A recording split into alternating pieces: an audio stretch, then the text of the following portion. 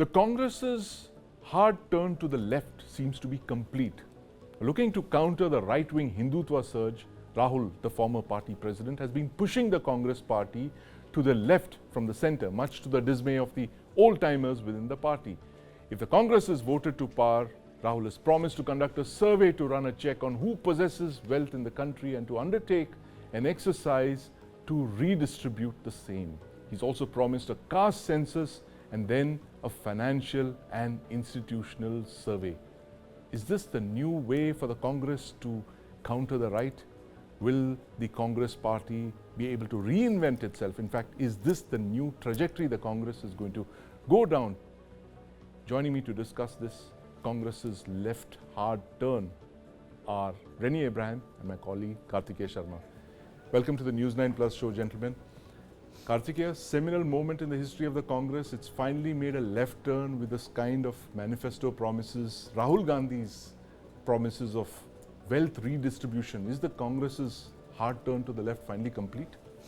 You see that I would say that the Congress party was an amalgamation of a leadership which was left in nature, but a large section of the party which was right in nature. Right. Jawaharlal Nehru, Govind Vallabh Pant, they were all left-leaning, yes, but they were socially conservative. There are two things here. Right. So you had left-leaning people in terms of economy, but they were socially conservative, yes, culturally. Now, that was something beyond the domain of left in 50s and 60s, because left in itself was a political, social, cultural, gender ecosystem, yes, which was distinct from Congress, which was an amalgamation of lot of people, lot right, of thoughts, lot of ideology. yes. That tension was there in 1915 between Jawaharlal Nehru and, for example, Sardar Patel. That tension was evident on Somnath Temple. That tension was yes, evident when the Zamindari Act was brought in. They had to make amendments to the constitution lest people could go to the Supreme Court. Right. So by 1971, Indira Gandhi had taken a hard left turn. Yes. In fact, in one of the working committees of the Congress party, lot of people had discussed that how the land can be could be nationalized. Right. Then Chaudhry Charan After the bank nationalization, Chaudhry Charan Singh was opposed to it. Yes. Chaudhry Charan Singh was opposed to it. So lot of people felt that the Congress is taking a very hard left turn. It is yes, for this reason socialist was introduced in the preamble of our constitution. in the 70s. Yes. Right. Now coming to Rahul Gandhi, when we say left turn, this is neo left. Right. This is more in tune with the people we see in London. Yes. This is not a The caviar communists. caviar communists, or you can say that more like UK communists, Right. or right, more like UK left. yes, They are against the mainstream economic policies of the United Kingdom. In India, the problem here is the Congress hard left turn yeah, is problematic because the left turn in itself is the same. The left turn in economy sense is the same as BJP. yes, But it is also culturally adrift from where BJP is today. right, So it is left in economy, but there is no social conservatism which connects them to the mainstream North Right. Indian politics. Right. That is why this hard left is reducing them politically. yes. That is the problem. To south of the Vindhyas, you think? I would say even the south of Vindhyas are not immune to this. I Yes. remember as a child in school, people used to say BJP will not get more than 80 seats. And I would say, why? They would say, it's a Banya party, Yeah, it's it's confined north to, of the Vindhyas, it will confine to absolutely Uttar Hindi, Pradesh. heartland, upper The caste, fact of all the of matter that. is that the ideology has expanded. Yes. Now there will be a pushback. And then I think the last battle of that ideology is in Tamil Nadu. Yes. Dravid. When it's against Dravidianism. Yes, yes, yeah, that's the last battle, and Right. that is why Prime Minister even today in the rally which was held in Tamil Nadu said that I go to so many Ram temples in Yes. Tamil Nadu. right. He's trying to invoke the Ram Cultural temple, connection. So cultural Congress connection, hard left turn, I think, is a reworking of Congress by Rahul Gandhi. Yes. But what he has done is the hard left turn is okay when it comes to economy. Right, right. BJP's policies are also leftist Yes. in nature in terms of Labharti. Yes. But they're socially conservative. Their connection with the cultural roots are there. Congress, on the other hand, has not been able to define itself. That is where the problem is. That's the problem. And in that's fact, why the Muslim League comes in. right. But That Yeah, and you know, like you mentioned, Kartikeya, the fact is that the Congress is a deeply socialist party, and it was Narasimha Rao was a bit of an aberration. Absolutely. He came out of nowhere, and 5 years he steered the party away. Otherwise, I think the core of the Congress, as you correctly mentioned, is a deeply socialist, left-leaning core. People were left-leaning when it came to economic policy. Yes. Pranab Mukherjee said this. Yes. I was left-leaning when it came to politics, but I was socially conservative. I was religious. Right. Didn't he write in his memoir? Yeah. Could you have arrested any other Dharam Guru? Right. But you arrested the seer from Tamil Nadu in 2004? The Shankaracharya. Shankaracharya. Yes. So they were religious, part of the cultural festival, but left-leaning. That was the Congress party. But this is left-leaning without getting connected with your cultural Ganga. Nikhil Jain joins us now. Nikhil, this Rahul Gandhi's proposal to tax the rich, redistribute wealth, what are you making out of this? Is this a hard left turn of the Congress? I mean, they've completely run out of options now and they're just going for broke for the 2024 elections. What's your take? Absolutely not, Sandeep. I think what the Congress is doing right now is the fundamental steps towards changing the economic outlook of the country that the Congress did after independence. You look at the land reforms in the country. That there was this concept of zamindari system, which I think started during the Mughals and the British, let it prosper and it helped them administer the colonial rule better. But what the Congress did was that it replaced the zamindars with giving land to the peasants, people who were land living reforms. Absolutely. Land for generations. They became the owners of those lands, and a large section of the beneficiaries became now those castes which we call the OBCs, the Jats, the Gujars, and many of them, right? So when the Congress party is talking about a wealth redistribution now, I think there would be a section of the society who might think कि अरे अमीरों से पैसा लेके गरीबों को they're coming for the suit boot sarkar. I think the political messaging has to be very accurate on the Congress part, that when you talk about wealth redistribution, it essentially means taxing the rich higher, whether it's by a wealth tax, whether it is by progressive income tax, and then redistributing that chunk of the nation's growth into those who are less advantaged. Like, there is no reason why a person should have 100 Ferraris and why somebody should not even have a cycle. Somebody who can afford 100 Ferraris, very well for the government to take 20 of them and use that to give, I don't know, cycles to 2 million people. That is the entire point of it, that we cannot have a development wherein a certain section of the society, even if it's 1 million people, they live the most ostentatious lives, while hundreds of millions of people are suffering below the poverty line. And this is, I think, the need of the hour, whether we call it leftist, whether we call it welfare, whatever we do. I have fundamental disagreement on this. You know, the right to redistribution has only been done in totalitarian systems. Whether they are communist or the Nazis did it, They redistributed the wealth. The state has the right to tax the rich. The state has the right to tax the rich. State has the right to ensure equity. State has the right to provide for the poor. But to take away something is a very problematic issue for me. Again, that is why I gave you that example of when Indira ji was the Prime Minister. The working committee had discussed nationalization of land. And that is where the first schism in the Congress took place. OBC leaders left and they constituted the core of the Janata Party. Issue is you have right to tax the rich, but the right to redistribute is something different. The only time this country has done it by amending the constitution is the Zamindari Act. Zamindari Act. And that was the requirement of the time, Zamindari Act. And that was something which Panditji did it. There is no disagreement with it. But how do you redistribute taking something from an industrialist and who will decide that in New Delhi is very, very problematic. Well, Renni, this point of redistribution of wealth, I mean, how do you see this? This is a Congress returning to its roots, doing a new land reform movement, what they did in the 50s, they're doing it now with the capitalists, the wealthy class. As Nikhil mentioned, the guy with 100 Ferraris and someone who doesn't have, even a cycle. And that's a kind of debate that's slowly being built up, if you look at within the Congress as well. What's your take on this? Well, I would like to also, just like Kartikeya did, hark back to the early 70s, 73, 74 fiscal year when the bank nationalization took place in India. I mean, till before that, we had the Tata Bank and the Birla Bank, the private banking institutions. And so we saw what that did. But I would like to add here, if you were to hark back still further to Pandit Jawaharlal Nehru's time as Prime Minister.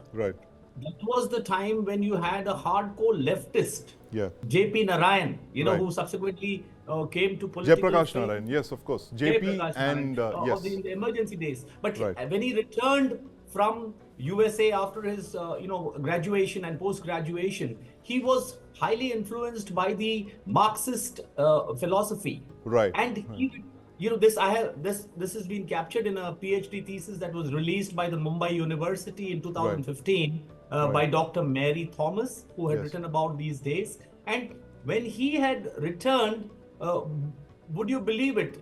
He was received at the airport by Pandit Jawaharlal Nehru. His wife used to be living in the Sabarmati ashram with Gandhiji, who was well aware about what his learning process was in the USA at the Berkeley University, and how he had to do a lot of jobs to sustain his academic career because fees had gone up. But the same JP Narayan, who returned as he had studied under a professor, I forget his name, who was known as the father of Marxism in those days. So he came with that leftist orientation. He was inducted into, received by the PM no less at the airport, and Jawaharlal Nehru told him that you will be mentored by Mahatma Gandhi. Yes, and in fact, they formed the Kartikeya, the JP and the Lohia, Ram Lohia formed the Congress Socialist Party, my the argument core is, within the Congress. See, you have the right idea and the right time. You have the wrong idea and the wrong time. Right. Capitalism has welded itself in many successful democratic societies, not just as a complete laissez-faire, but as a welfare state. Right. I think that is the consensus in India. If you start re-socializing it, this is my personal opinion, you are going to open up social and political fissures, which are anyway on the higher side today in India. I mean, so if you look at Gandhiji or if you look at Sardar Patel, the whole idea was in consensus building. Sardar Patel or Gandhi were not against capital. Where was Gandhiji saying throughout his life? Was he anti-poor? He was staying with the richest people in this country. Right, he was subsidized by some of the richest. He stayed with the richest people. What did Sardar Vallabhbhai Patel do? I mean to say, if even the mixed economy idea has been attributed to so many other people as been Nehruvian idea, it was Shyama Prasad Mukherjee. You see, we have to understand. We have to understand that there has been a part and parcel within the Congress and ideology which feels very okay with money, capitalism and enterprise. Morarji Bhai. The biggest fissure which Morarji Bhai with Indira Gandhi had was on the economic issues. So my idea is that when we talk about the leftward turn of Congress party, I don't see primarily in context of its economic policies, because even Modi is left when it comes to its welfare system. If I have to popularly define welfarism, it, my issue is you can have left-leaning economic policies, but I again quote that gentleman, Pranab Mukherjee, because I had the great opportunity to interact with him on multiple levels. If not connected with the social and religious roots of this country, which is deeply religious, you have a problem in your hand. Yes, absolutely. And Kartikeya, we are talking about welfarism at a time when the United States, no less, is planning to waive student loans, and could be one of their biggest such SOPs. It will be the biggest ravery, if you can call it that, in the history of the United States. It's going to cost them something like $500 billion to $1 trillion to waive off student loans. I mean, President Biden is fighting with his back to the wall. But here, I think, as you mentioned, the Congress is looking at extreme welfarism in this case. It may not be an extreme hard left turn, but they're talking of extreme welfarism, and they're going to fund that probably by cutting down on, say, capital expenditure spending. Why do we need 6 lakh crore on infrastructure? We can cut down on that. Start paying the people more. I would say that there is an issue here. In 1950s and 60s, the money or the Bombay Club did not have organizational political muscle. Today they do. The articulation of Mumbai, or if I may say Hyderabad, why should I say Mumbai, or Bengaluru or Chennai, they can articulate themselves organizationally. That what was that famous letter of J.R.D. Tata to Panditji? On why is he supporting Swatantra Party? And what did Panditji say? You can waste your money. This idea is not going to function. So I'm saying that at that point of time, those policies work. But today, in an aspirational India, I don't know how Mr. Gandhi is going to calibrate that, because if you ask any person now, they would like to do things which they see on net. Absolutely. I mean, say for me, exposure to the world was something which my parent could afford for me, and I don't think many would do. Life magazine and National Geographic. Right. I would get Sunday Times on every Sunday, and I don't think many people got it. Yes. I lived in Nizamuddin. Right. So yes, I come from a privileged background. But I would wait to see the world. But today, you need this mobile phone. Right. They're already India. exposed. Right. So the whole issue of the hard left turn is that is it good enough to combat BJP or not? Right. My understanding is it's not composite in way that it encompasses various social and economic interests. Right. Nikhil, you had a point to make. Finland, Sweden, and Nordic countries, which are consistently ranked among the happiest, most developed, and the highest on HDI parameters. These are countries that do engage in wealth distribution, despite being the best performing democracies in the country, in the world.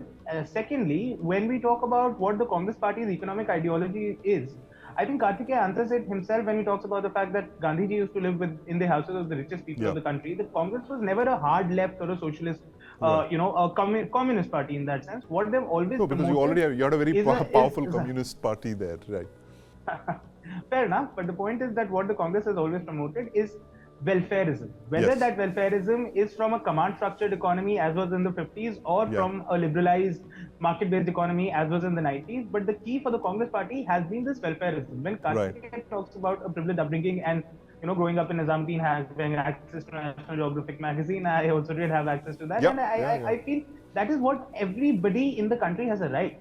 The masses should have access to that. Nobody, I don't think when Rahul Gandhi talks about taking away, wealth redistribution, he wants to take away that National Geographic from Kartikeya or my hand. I think what he wants is to tax the people flying in private jets so that every normal Indian can have access to these things. Also, what one problem with the capitalism that people generally not see, and let me be clear, I am a capitalist. It's just that sometimes when you have too much concentration of wealth in the hands of a few, it leads to monopolization in sectors that stifles, innovation and development, which at a larger level, at a macro level, does reduce your economic output. So it is all about giving access to the wealth of the nation to everybody. And last point, on the bank nationalization that we've been talking about, it's of course a very controversial step. It was of course a very controversial step, but had it not been for private banks coming under the control of the government, we would have never seen the kind of social banking that we've all seen in the past 20 years. Right. The Prime Minister is, really likes to talk about Jan Dhan accounts, and rightly so. That's a very good positive step for the people of India. But imagine if you only had the Yes banks and the private sector banks, it could never have been done. Absolutely, Could never have been done. There's no debate on that. That's the entire point. But Kartikeya, closing remarks on this, the fact that, my question is going to be that, has Rahul Gandhi actually set all of this in stone? It will be very difficult for the Congress to roll back on all of this. We've seen it in Karnataka, the kind of promises that they've made. They've fulfilled all their manifesto promises, and that is going to be the formula in other states as well. But here at the center, all these manifesto promises of wealth redistribution and all that, has Rahul Gandhi actually put the Congress on a path that it's not going to find it easy to see, in some of the states it worked. For example, it worked in Himachal, it worked in Karnataka, it has worked in Telangana. It didn't work in Rajasthan, obviously, because they were fighting with each other. And it didn't work in Chhattisgarh because the first and second were fighting. And this was the case in Rajasthan, it was the case in Chhattisgarh, it was the case in Madhya Pradesh. Top 2, top 3 were fighting. Larger issue is that at a state level it can work, Sandeep. Right. But right now people will vote for the Prime Minister. Yes. Congress wants to fight this organization district by district. Understandable. The same argument they would give when they fought Gujarat before 2019. But I think right now they would need a person to stand up to Prime Minister Narendra Modi. Yeah, because it's a presidential he has fight. set the term. Yes. So this cannot be an election between an individual and organization. I remember in 2014, Jairam Ramesh gave an interview. Yes. And he said this is an election between an organization and an individual. It didn't work. Right. I think the sentiment has changed. Yes. And I think what we witnessed as youngsters, Sandeep, there's a word in Hindi called apavad. Right. From 1998 to 2014, that you had duality in Indian politics. Yes. I think the larger nature of Indian politics is that you have one dominant party and number of smaller regional parties from 1952 1952 Yes. till 1989. Right. One dominant party, multiple parties, and no one getting numbers more than 60. Yes. For this reason, from 1952 till 77, you didn't have proper leader of opposition. None. You have a leader of a parliamentary party. So similar exactly. thing has happened after 2014. Where the BJP has now displaced the Congress. And Absolutely. You have the opposition that's been downsized. Absolutely. So we are witnessing a new equilibrium. Yes. And if he wins this time, Yes.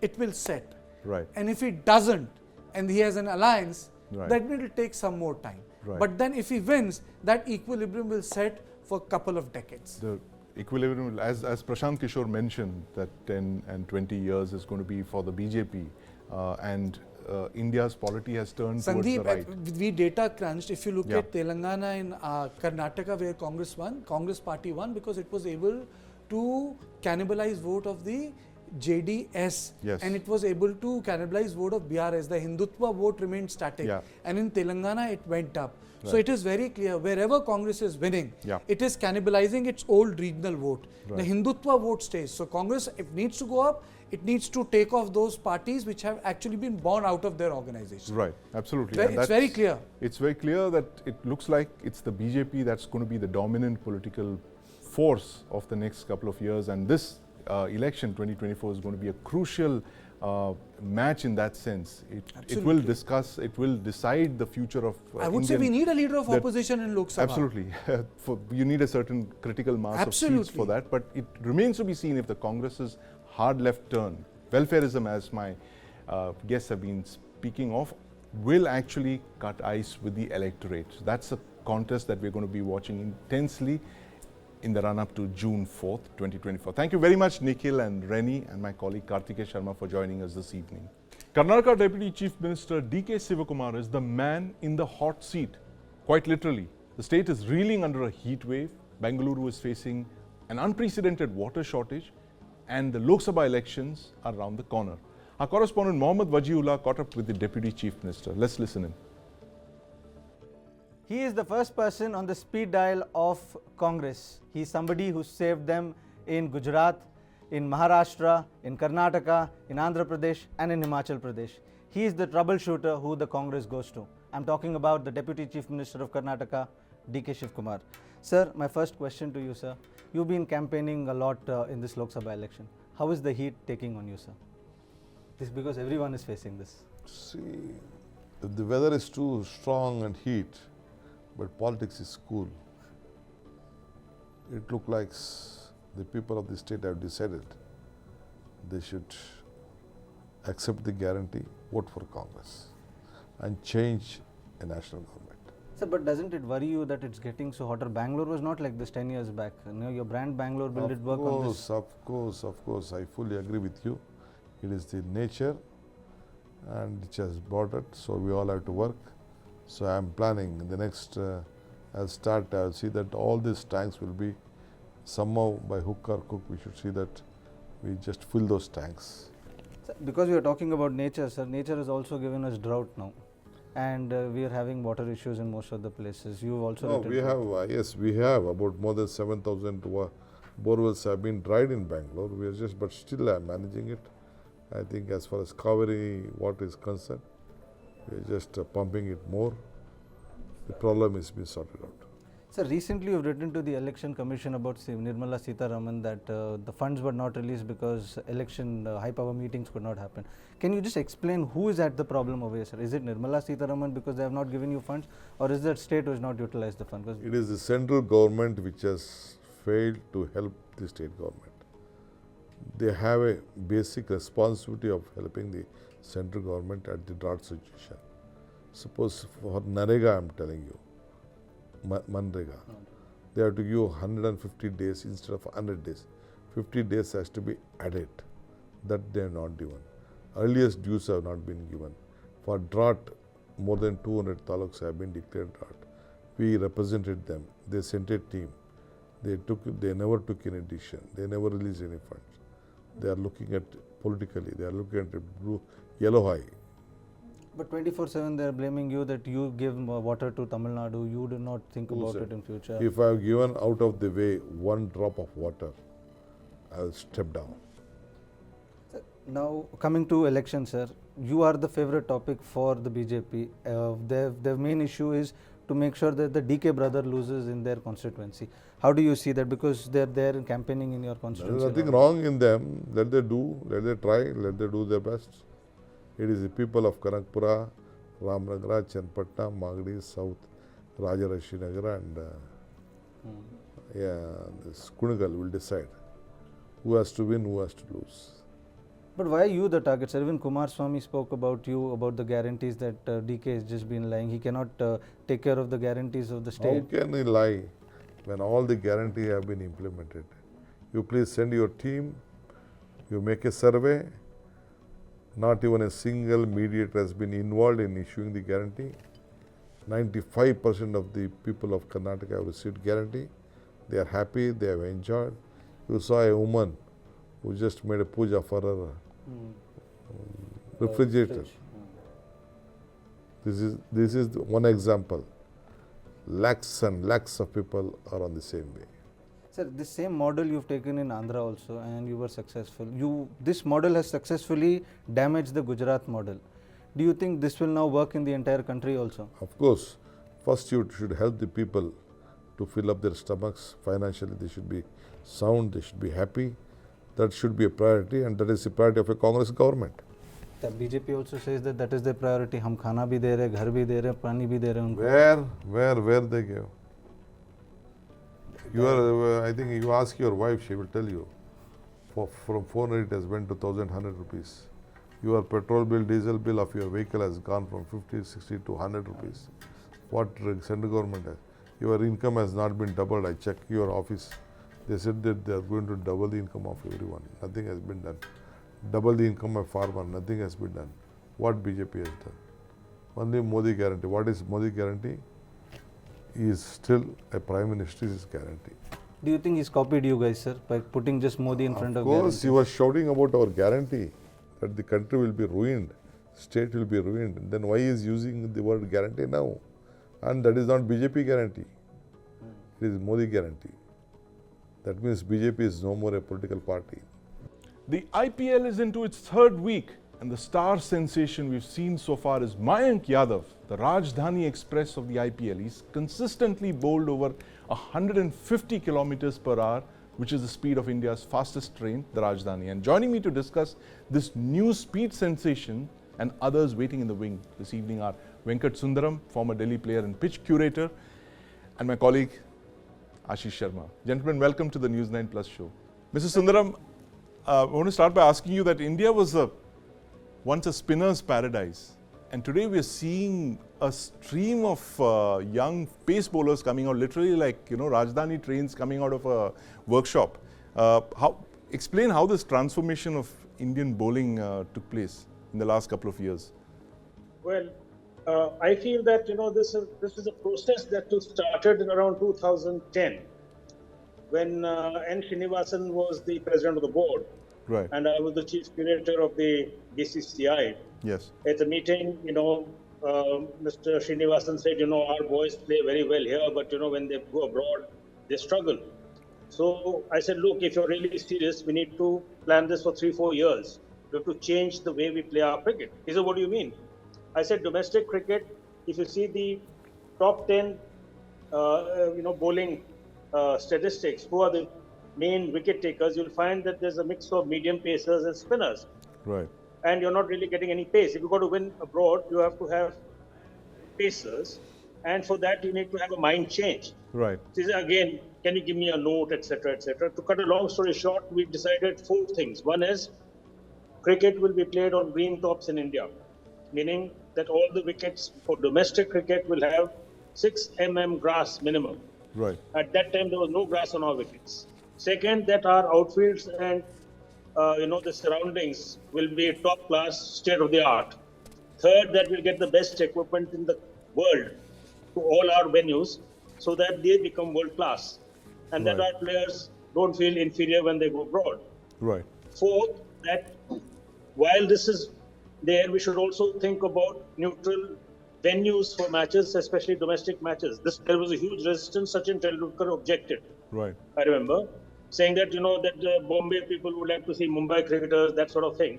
But I said, look, this is where we will be tested, and he stood by us. And neutral venues came into play. Then we had neutral umpires also coming into play. So there was a whole mindset change, and many things happened. There was a lot of resistance, but Mr. Srinivasan stood by us, as did Sanjay Jagdale, who was then the secretary of the board. And being a cricketer himself, he understood what had to be done, and we were given a task to do it. And that's why, you'll find that even in domestic cricket, even today, neutral venues are there, neutral umpires are there, green wickets are there, our grounds have improved. Right. They're second to none. And even in 45 degrees heat, as we see now in IPL, you find that the wickets have bounce and carry. And that is these are the basic requirements for a fast bowler. Right. So, Mr. Sundaram there with a succinct analysis of the last 15 years, Ashish. A fascinating story of India's turn, if you could call it that, from spin to pace. And this the express trains that are coming out of our IPL matches, Umran Malik, Kuldeep Sen, Arshdeep Singh. You've been looking at this story very closely, Ashish. Tell us how this change happened and how the IPL has actually become like the foundry of Indian pace bowling. So, Mr. Sundaram knows Delhi cricket very well. So, there's been this club called Sonnet. Right. And the late coach Tarak Sinha would have a role to play there. So, he was the one who spotted many a young talent, including Mayank Yadav, who's bowling consistently at 155. Right. He's being called the Rajdhani Express now. Yeah. He's, hurried batsmen like Glenn Maxwell. And so, he's got the pace. He's also got control. When you mentioned Umran Malik was a sensation a couple of editions ago in the IPL, who's now in the reserves with the Sunrisers Hyderabad. Right. You also had people like Arshdeep Singh, who caught the selectors' attention in the IPL and then went on to play for India in the World Cup.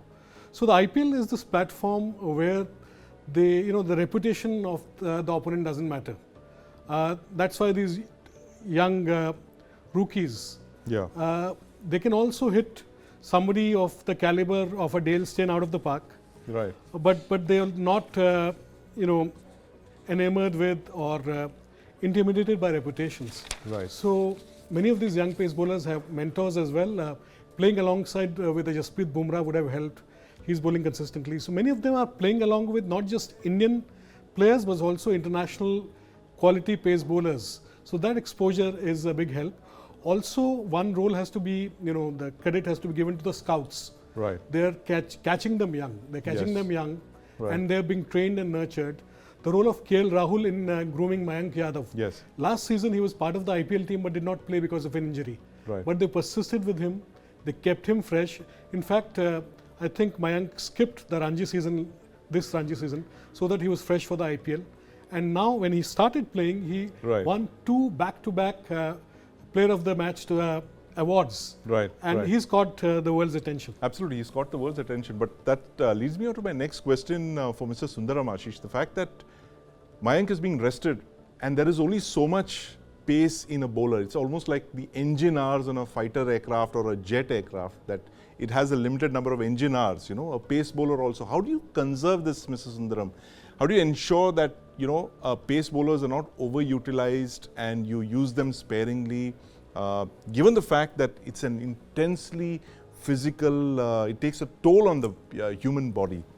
Mr. Sundaram. Well, you hit the nail on the head there when you say it takes a toll on the human body. So you have to be super fit. And you have to, in Australia, for example, young cricketers, fast bowlers, and the nets are only allowed to bowl from 8 yards. They're not allowed to take the full run up.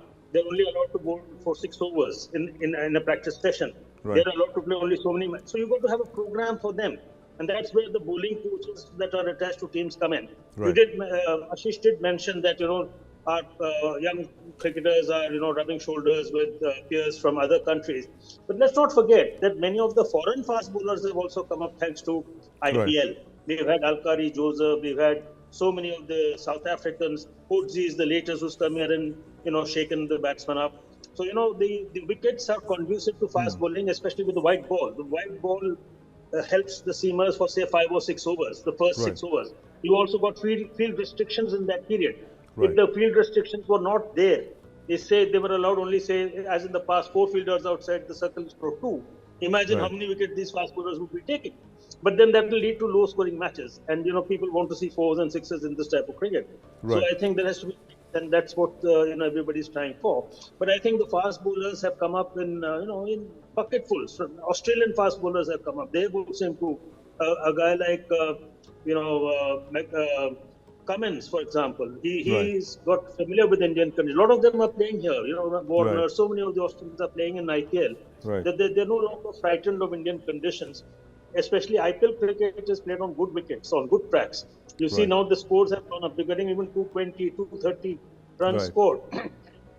Average score is about 200, 210, which Yes. in our summer conditions is a terrific score Right. and reflects on the quality of the wickets they're playing on.